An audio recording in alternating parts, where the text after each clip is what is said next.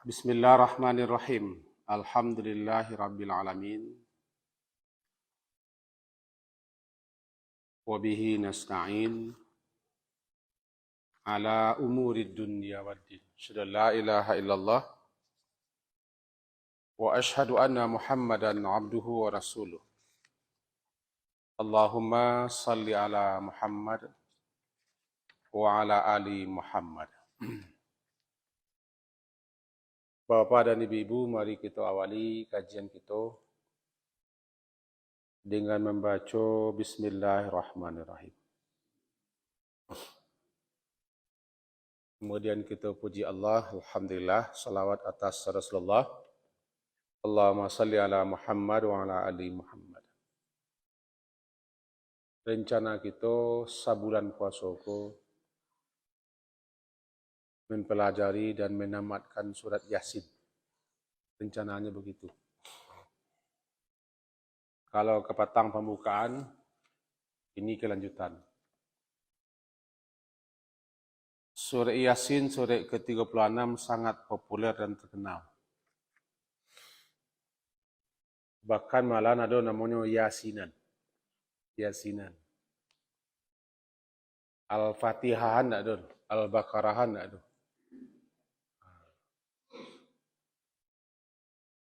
Al-Kahfian tak ada. Yang ada cuma Yasinan. Saking populernya, saking masyhurnya. Sebelum kita masuk kepada memahami kandungan surat Yasin, kata para ulama-ulama ahli hadis yang telah menyelidiki dan meneliti perihal hadis-hadis yang berkaitan dengan surat Yasin.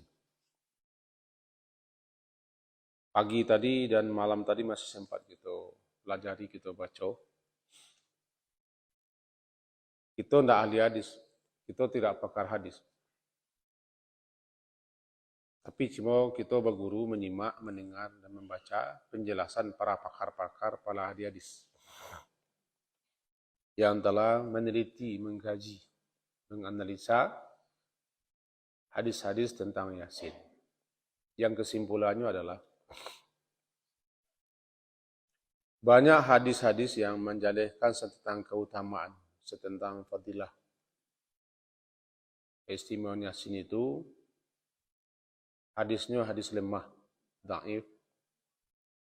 Bahkan sampai ada yang tingkat palsu. Palsu itu berarti tidak hadis, maudhu' namanya. Di samping ada juga hadis-hadis yang dikategorikan bisa dipakai. Tapi tidak aja sampai ke tidak sahih.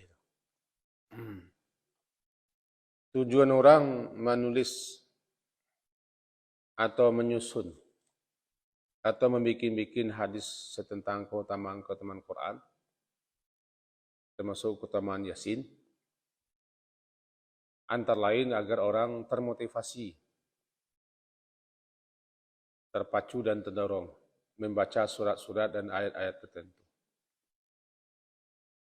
Di samping itu ada juga yang mengecekkan supaya umat Islam terpacu hanya untuk membaca, mencari pahala dan fadilah, tidak tergerak hati mereka untuk mempelajari kandungan petunjuk dan isinya. Karena yang mereka ingat adalah pahala, ganjaran, fadilah dan fadilah. Sehingga mereka diasikkan dengan mencari fadilah, pahala. Tapi tujuan pokok, tujuan utama diturunkannya Al-Quran itu mereka abaikan. Ikut komentar-komentar para ulama. Nah, yang populer Yasin itu namanya Qalbul Quran. Sesungguhnya setiap segala sesuatunya ada kalban, ada hatinya, ada jantungnya. Dan hati jantung Al-Quran itu adalah Yasin. Aku ingin Yasin itu ada di hati setiap muslim, kata Nabi dalam sebuah riwayat. Hadis itu diriwayatkan oleh Al-Bazzar. Cuma tetap hadis itu dikritik. Yang populer di kita adalah Yasin itu bacakan ke orang mati. Ikrauha ala mautaku. Bacakanlah Yasin itu kepada orang yang mautaku. Ikrauha ala mautakum. Yakni Yasin. Hadis riwayat Abu Daud, Ibnu Majah. Bacakanlah Yasin itu kepada orang yang mauta. Mauta itu dipahami orang yang hampir mati, bukan orang mati. Itu ketika orang sakarat. Pun hadis kau juga dikritik oleh para ahli. Kalau kita nan siami, kau jangan mengkritik loh, kita tidak paham ahli. Berdasarkan itu, barangkali itulah alasan banyak orang baca surat Yasin kepada orang nan sakit-sakit kareh, sakit-sakit yang meninggal. Malahan setelah ni meninggal wafat, Al-Quran tu diataan ke kepala malahan. Kata ranjang atau dipan di mana kepala mayit terletak, di sini nungguan Quran banyak-banyak. Tujuannya apa? Ya tujuannya barangkali orang nama letaknya lah tahu kamu kasihnya. Bisa jadi untuk menularkan, untuk pengaruh. Ada sebuah riwayat disebutkan bahwa dulu ada salah seorang syekh. Ketika itulah lemah fisiknya. Menderita. Lalu katanya, ada di antara kalian yang bisa membacakan Yasin kepadaku. Lalu yang hadir membacakan Yasin. Ketika sampai ayat ke-40, la syamsu yanbaghi laha an tudrikal qamar, dan seterusnya, wafat. Hadis itu diriwayatkan oleh Imam Ahmad. Dan berdasarkan hadis-hadis lain, diriwayatkan juga, Yasin itu apabila dibacakan kepada orang sakarat dapat meringankan. Meringankan penderitaan sakarat, sakaratul maut. Dan memudahkan nyawa roh keluar. Karena hadis pun tidak sahih. Cuma barangkali sekedar fadilah. Bahkan orang-orang suka membaca surat Yasin ketika malam Jumat dan hari Jumat. Dalam hadis sahihnya yang suruh surat Kahfi. Dalam hadis yang lebih kuatnya, justru kita disuruh membaca surat Al-Kahfi di malam Jumat atau di hari Jumat. Bukan Yasin. Cuma dia populer masalahnya. Populer, sehingga disebutkan dalam beberapa riwayat, salah satunya pembacaan zikr. Man qara'a surat Yasin Lailatul Jumu'ah. Siapa yang membaca surat Yasin di malam Jumat, besok ke Jumat, asbaha maghfuran lahu. Pagi-pagi harinya dari Jumat, dosanya diampuni. Dalam riwayat lain dikatakan, man qara'a Yasin fi lailatin. Siapa yang baca surat Yasin di suatu malam tanpa menyebut Jumatnya, ibtigha wajillahi, antara mengharapkan ridha Allah, ghufira lahu, dihapuskan atau diampuni dosanya. Juga termasuk siapa membaca surat Ad-Dukhan, Hamim Ad-Dukhan, dan surat Yasin, pagi-pagi harinya dosanya akan diampuni. Dan banyak lagi hadis-hadis lain. Termasuk siapa yang baca di awal siang, akan dipenuhi kebutuhannya di sore hari. Siapa yang baca pagi hari, akan dimudahkan segala macam perkara yang rapinya sampai sore. Siapa yang baca sore, akan dimudahkan segala perkara urusannya sampai pagi. Wallahu a'lam. Intinya, banyak fadilah-fadilah keutamaan tentang Yasin itu menurut para pakar-pakar ahli hadis. Hadis ini tidak bisa dipegang, tidak bisa dijadikan dalil dan hujjah.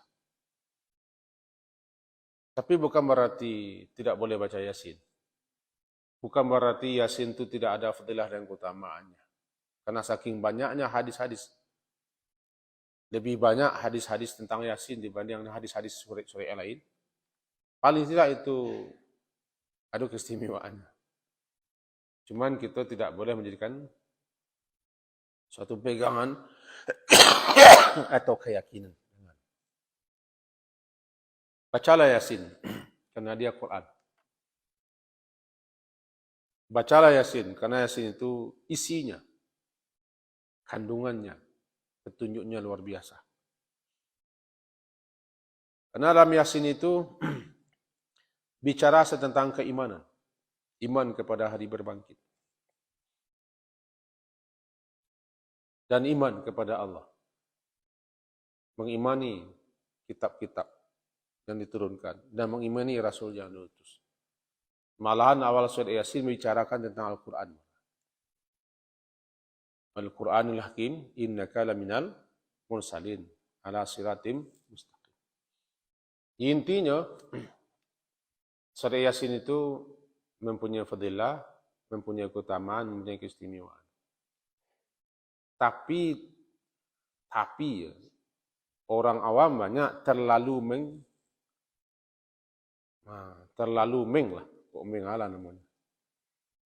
memviralkan, mempopulerkan, menggadang-gadangkan seakan Al-Quran itu cuma Yasin, yang lain tidak Al-Quran. Sehingga kenal cuma Yasin.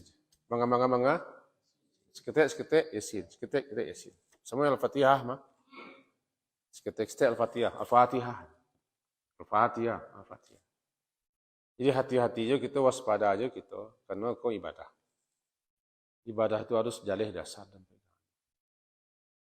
Untuk itulah terpacu dulu kita untuk mempelajari Yasin karena saking populernya, saking masyhurnya.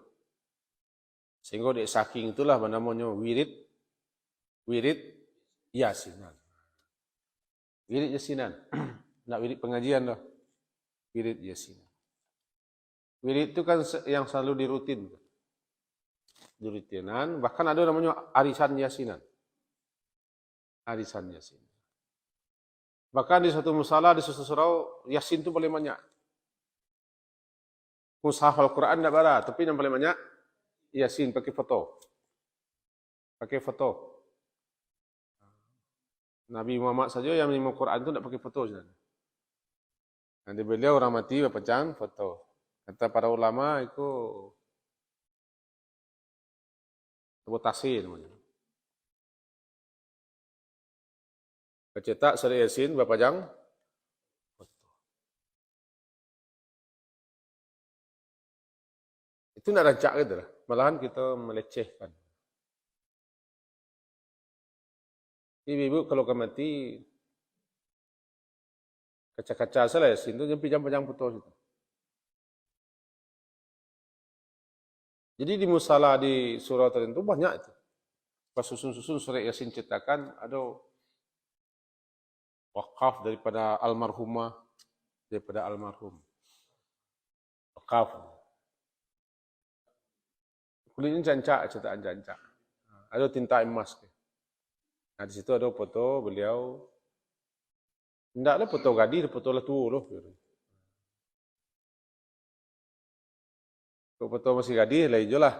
Menarik hati orang-orang muda-muda untuk mencari foto, tidak mencari Yasinnya kan. Nah, kira-kira itulah kok pengantar ku Allah namanya. Menurut pendapat ambo, bacalah Yasin. Karena dia petunjuk. Karena dia Al-Quran. Karena isinya memantapkan, mengokohkan tauhid keimanan dan keyakinan kita. Bacalah. Bacalah, tapi jangan di hari Jumat saja. Kapan saja. Tapi sebaiknya pelajarilah isinya, petunjuknya. Karena tidak ada manfaat Yasin itu kalau kita tidak pernah tahu apa isinya, apa tujuan diturunkan. Kira-kira begitu. Mari kita awali. A'udzubillahi minasyaitonirrajim. Bismillahirrahmanirrahim. Yasin. Wal Qur'anil Hakim. Innaka laminal mursalin. Ala siratim mustaqim. Tanzilal azizir rahim. Li tundira qauman ma undira aba'uhum fahum ghafilun. Sampai di situ.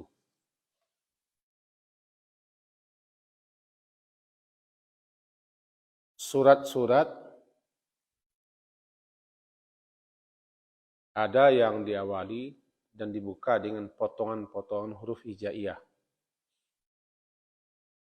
Ada yang satu huruf, qaf, sad, misalnya. Nun. Ada yang dua huruf, yasin, hamim, dan seterusnya, taha. Ada yang tiga huruf, alif, lam, mim, alif, lam, ra. Bahkan ada yang lebih, kaf, ya, ain, sad, Maryam. Potongan-potongan huruf tidak ada artinya. Dan tidak bisa diartikan. Sebabnya potongan-potongan huruf. Muqatta'ah. Cuman para ulama yang penasaran terus dia menggali-gali, mencari-cari di balik rahasia potong-potong huruf. Lalu ketemulah di sore-sore, terimulah di tafsir-tafsir, ada rupanya kepanjangan potongan-potong huruf itu. Yang Nabi sendiri tidak ada membuat, Nabi sendiri tidak ada menyampaikan. Cuma beliau-beliau ahli hikmah, ahli rahasia, menyingkapkan rahasia di balik potong-potong huruf. Seperti alif lam mim. Alif tu la Allah, lam tu Jibril, mim tu Muhammad. Alif lam mim zalikal kitabu la raib fi hudal lil muttaqin. Alif tu Allah, lam tu Jibril, mim tu Muhammad. Itu keceknya. Cuman kau tidak hadis. Tidak hadis. Tiba di Yasin, Yasin ku nama Nabi Muhammad. Sehingga populerlah dalam salawat. Salawat yang dikarang oleh salah seorang kiai Jawa Timur. Di musim PKI dulu. Ala Yasin, Habibillah. Ala Taha, Rasulullah. Jadi Yasin dan Taha itu nama Nabi Muhammad. Nah, digubahlah oleh kiai ko suatu gubahan salawat yang dia susun sendiri. Dia gubah sendiri, dia bikinkan syair tentang salawat kepada Nabi. Salawat itu lebih populer daripada salawat dan semana-mana ada Nabi. Itulah hebat. Namanya salawat badar. Salawat, bahkan setiap subuh ada orang yang habis salat subuh bersama-sama amai-amai sambil tagak salaman. Salatullah, salamullah ala Yasin. Di tempat kami setiap pagi anak-anak sekolah disuruh baca salawat badar. Setiap habis salat disuruh. Di sekolah-sekolah.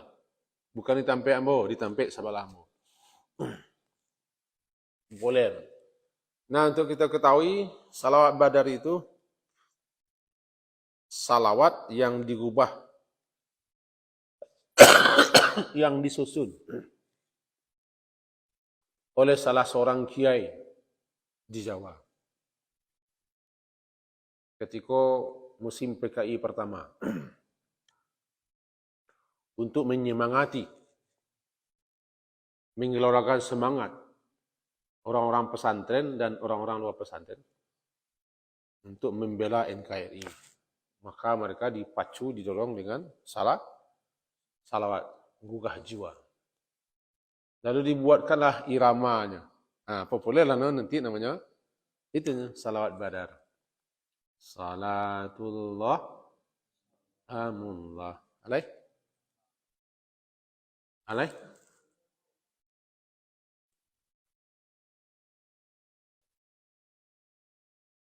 Ala Yasin je lah. Ala Yasin Habibillah. Di situ tentukan Yasin. Yasin itu siapa nama Nabi Muhammad. Kecek siapa? Ya kecek orang yang mengecek untuk itu. Jadi Yasin di situ ada yang memahami Yasin, wahai Muhammad. Cuma di kondak hadis. Nah, potong-potongan Quran, potong-potong huruf hijaiyah. Huruf hijaiyah kan huruf alif sampai ya. Yang terletak terdapat di awal-awal sebagian surah Al-Quran. Kata para ulama nafsir, mereka lebih cenderung memahami Allahu a'lam bimuradihi. Allah yang mengetahui apa maksudnya. Rasulullah sendiri pun tidak pernah menerangkan. Al-Quran itu punya rahasia. Rahasia Al-Quran adalah huruf-hurufnya. Cuma kenapa ada pakai huruf-huruf hijaiyah? Itu namanya tantangan. Orang-orang Quraisy Arab itu kan ahli bahasa, ahli sastra, ahli syair. Orang Quraisy. Bahkan setiap tahun diadakan perlombaan syair. Di Makkah itu setiap tahun diadakan perlombaan syair-syair. Di pasar Ukaz. Maka pemenang daripada syair-syair itu digantungkan di dinding Ka'bah tulisannya. Dan itu kebanggaan selama setahun.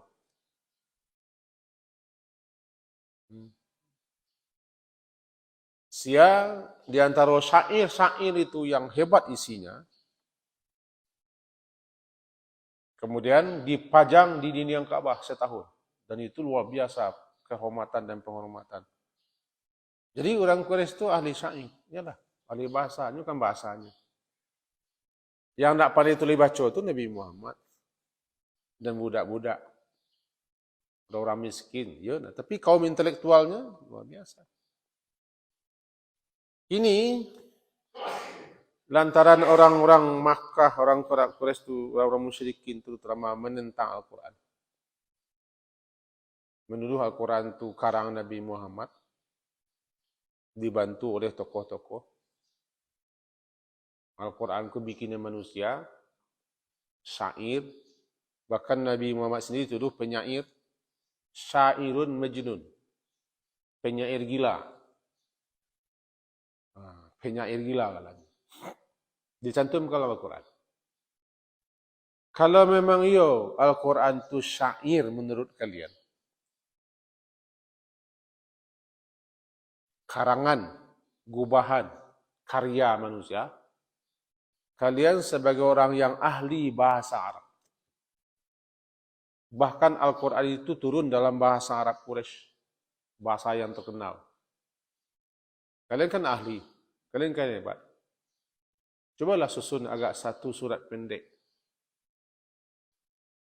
Satu surat pendek yang isinya sama dengan Al-Quran berupa petunjuk-petunjuk. Satu surat pendek saja. Dengan huruf yang kalian pakai setiap hari. Dengan bahasa yang kalian pakai setiap hari. Seperti ya dan sin. Seperti alif, lam, mim. Seperti alif, lam, ra. Seperti ha, mim. Seperti nun, qaf, taha. Dan seterusnya itu kan bahasa kalian. Itu bahasa awaknya. Huruf-hurufnya adalah huruf yang kalian pakai untuk menyusun kalimat-kalimat syair. Yang kalian pergunakan untuk bicara huruf-huruf tu alif sampai ya. Nah, Al-Quran ku isinya tak itu loh. Huruf-hurufnya yang kalian pakai dalam bahasa sehari-hari. Nah, kalau kalian memang tuduh Al-Quran ku karangan Muhammad, di mana Muhammad tu kalian akui orang ummi, tidak pandai tulis baca, lalu kalian tuduh hanya karangan Muhammad. Tentu kalian lebih pintar membiaknya lah. Ambillah hurufnya. Ada alif, ada lam, ada mim. Ada ha, ada mim. Ada ta, ada taha. Ada alif, ada lam, ada ra. Ada kaf, ain. Kaf, ha, ya, ain, sad. Silakan. Nah, ada mah Yasin. Baiklah. Kalau memang kalian bisa. Fa'tu bi suratin mim wa in kuntum fi raibin mimma nazzalna ala abdina fa'tu bi suratin mim. Aku sisi hikmah. Kata para ulama, diawali surat-surat sebab surat-surat yang diawali dengan huruf-huruf potong itu di belakangnya setelahnya umumnya bicara tentang Al-Quran. Ini contoh cik, alif lam mim, dzalikal kitabu la raiba fihi. Qaf wal Qur'anil Majid. Nun wal qalami wa ma yastur. Bicara tentang Al-Quran. Yasin wal Qur'anil Hakim. Jadi umumnya surat-surat yang dibuka dengan huruf-huruf, ayat-ayat setelahnya menjelaskan tentang Al-Quran dan hal yang berkaitan dengan Al-Quran. Seakan menantang. Jika kalian masih menolak, mengingkari Al-Quran itu firman Allah Ta'ala, tapi itu adalah karangan manusia, isinya cerita-cerita, asatirul awalin, cerita-cerita orang siswa. Bahkan bisa sihir jo, sehingga dikatakan mereka sihrum mubin, ko sihir yang nyata, iko ifkun qadim, kebohongan telah lama, macam-macam tuduh mereka. Nah, sekarang bikin suatu surat, tidak usah panjang-panjang. Cari surat yang terpendek, inna a'tainakal kautsar, fasalli rabbika wanhar, inna syani'aka wal abtar. Abik sependek itu jadilah, tapi isinya berupa petunjuk-petunjuk, penjelasan-penjelasan, keterangan-keterangan. Baiklah. Tidak mampu, tidak talak, panggil kenco-kenco. Wada'u syuhada'akum. Panggil pakar-pakar, ahli-ahli, intelektual kalian. Tidak cukup dengan manusia, panggil logit. Dalam surah Al-Isra, panggil logit. Bersatu padulah para ahli-ahli manusia dan pakar-pakar jin untuk membuat satu surat pendek saja. Silakan. Silakan. Lam tafalu walan taf'alu. Dan jika kalian tidak bisa, dan sekali-kali tidak akan pernah mampu dan bisa, fattaqun nar. Peliharalah diri neraka dan coba-coba yang menantang-nantang. Tantang itu terbuka sepanjang zaman. Aduh, ikut Quran, lisanan Arabiah. Nah, ikut Quran berbahasa Arab, bahasa orang Arab, tulisannya tulisan Arab, hurufnya huruf Arab. Tentu kalian bisa mengarang. Cobalah kalau nak mengarangnya. Tuh, kira-kira sisi hikmah. Jadi apa pahamnya Yasin? Kau mentu salah pahamnya Yasin. Allah yang tahu maksud dan tujuannya. Cuman rahasianya, hikmahnya itu tadi. Bahwa kau dibuka ayat-ayat tertentu, surat-surat tertentu dengan potongan huruf-huruf hijaiyah. Ada sampai balik huruf hijaiyah yang dipakai. 1 huruf, 2 huruf, 3 huruf, sampai huruf. Wal Qur'anil Hakim. Baru. Yasin. Apakah Yasin kau namun Nabi Muhammad? Wallahu a'lam. Yasin, wahai Muhammad. Atau Yasin kau kesingkatan nama-nama Allah? Wallahu a'lam. Atau Yasin itu ada pengertian tertentu, hikmah tertentu, wallahu a'lam. Tapi kita hanya bisa memahami Yasin. Yasin. Wal Qur'anil Hakim. Demi Al-Quran yang penuh hikmah. Wal Qur'anil Hakim, demi Al-Quran yang penuh hikmah. Iko namanya sumpah. Allah Subhanahu wa Ta'ala bersumpah dengan Al-Quran. Al-Quran yang mengandung hikmah. Allah bersumpah untuk menyatakan bahwa Nabi Muhammad itu memang utusan Allah. Karena orang kampung beliau orang Quraisy Makkah, bahkan orang-orang dekat-dekat beliau, tokoh-tokoh, pemimpin-pemimpin suku Quraisy, menuduh beliau dan menuding beliau orang gila. Orang gila. Ahli syair, penyair, tukang sihir atau penyihir,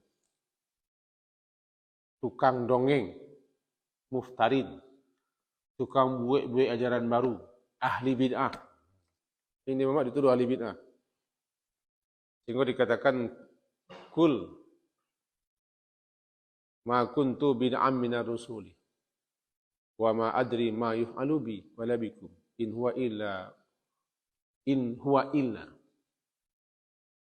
wahyu yuha ilayya wa ma ana illa nadhir mubin. Aku bukan ahli bid'ah. Artinya aku bukan tukang buik-buik ajaran, tukang buik-buik agama, enggak. Aku rasul. Dia berbagai macam terus tuduhan-tuduhan, tudingan-tudingan ke Nabi Muhammad, sehingga membuat Nabi Muhammad itu merasa goyang. Selalu digoyang-goyang, lama-lama goyang. Goyang Nabi Muhammad itu berpengaruh kepada beliau. Berpengaruh kepada beliau. Karena beliau dituding dengan berbagai macam tudingan dan tuduhan-tuduhan. Dan tadi, gilo, tukang sihir, penyair, tukang dusta, tukang buat-buat ajaran baru. Dan berbagai macam tuduhan, beliau tetap berpengaruh, selaku manusia berpengaruh ke diri beliau. Walaupun beliau tidak sampai kepada hilang keimanan, tidak. Cuma goyang. Ditempa atas manusia. Sampai-sampai isteri paman beliau, bini Abu Lahab, menuduh dan melolok-olok Nabi Muhammad. Setiap beliau membacakan ayat kepada orang banyak, menyampaikannya, berarti Muhammadlah kedatang setan logah. Nabi itu kalau turun ayat baru kan dibacakan. Disampaikan kepada orang-orang banyak. Ante beliau, dia ante nama mana suka? Bini apa? Bini apa? Wo. Abu Lahab itu kan Pak Wo Nabi. Pak Dang. Pak Dang Nabi, Abu Lahab. Abu Lahab itu manusia yang paling gembira dengan kelahiran Nabi Muhammad. Paling gembira, manusia yang paling gembira dengan kelahiran Nabi Muhammad, Abu Lahab. Sebablah dia pengganti adiknya yang hilang. Maka ketika Aminah beranak, budaknya, nama dia tahu bahasa Aminah lah beranak, langsung dimerdekakan. Itu gembiranya. Siasa orang Makkah dijamu nusadallah makan. Jadi Abu Lahab itu senang dengan Nabi Muhammad. Syukur. Sebab kau pengganti adiknya Abdullah. Sayang sangat. Lebih-lebih Abu Talib. Sama, orang di sana ada. Masalahnya ketika Nabi mengaku sebagai Rasul, asiko balanya dia. Ketika usia 40 tahun, Nabi diangkat jadi Rasul, kemudian setelah 3 tahun sembunyi-sembunyi, tiba perintah. Anzir ashiratakal akrabin. Surah Asy-Syu'ara. Beri peringatan karib kerabatmu yang terdekat. Nabi naik Bukit Safa. Orang-orang Quraisy itu kalau ada pengumuman naik ke Safa. Safa itu bukit yang paling dekik je Kaabah. Dulu Kaabah itu kan di tengah-tengah, agak tapuang kata ya, di bawahnya lembah. Mereka menuju ke Safa. Nah, di Safa itu populer sejak dulu, sejak zaman Siti Hajar populer. Sampai dipergunakanlah Bukit Safa itu kalau ada nanti persoalan-persoalan yang baru-baru pengumuman naik ke Safa. Suruh orang kumpul, semua orang kumpul. Sebab kalau lah naik orang ke Safa, tanda ada beri berita. Nah, Nabi Muhammad naik ke Safa. Menyampaikan peringatan-peringatan, tabur rangsang, naiklah kumbang-kumbang Abu Lahab. Ketika naik kumbang-kumbangnya, sebabnya diperingatkan oleh anaknya. dicaci-caci, dicela, katanya Tuhan-Tuhan nenek moyangnya. Tabban laka ya Muhammad. Cilako kepunuhan Muhammad. Alihada jama'atana. Apakah untuk ikut engkau kumpulan kami bersama-sama kau? Untuk mencaci, mencela agama nenek moyang kita. Ayo nak asihan. Tabban laka. Untuk menjawab itu turun surat. Tabbat jada. Abi Lahab. Abu Lahab. Abi ni yo. Ante ko kalian jajuk lo dekat imaman. Apa yo jadi ante orang pan. Bini apa wak lebih jajuk lo pada kawak le. Kadang-kadang bini apa ko lo tukang suang. Ndak pak wak tu. Apa itu? Pak ante. Ketika lalamu Quran ndak turun 2 hari lebih. Hati buci me ante Nabi Muhammad ko. Lalamu syaitan kau nak datang Muhammad, nak menceracau kau aja. Sebab wahyu yang turun ku kecilnya syaitan nyampai lah. Sebab terhenti wahyu 2 hari atau lebih. Dicemeh habis-habisan. Patutlah bertia-tia sakit-sakit apa, bertia-tia malamun-lamun sih kerja kau. Ada syaitan datang lain. Bertajamnya. Turunlah surat Wadduha. Aleh.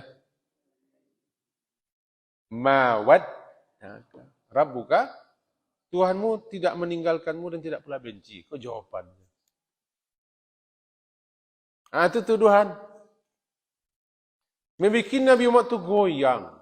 Diterpa terus. Hibah, sedih. Goyang. Beliau sendirian.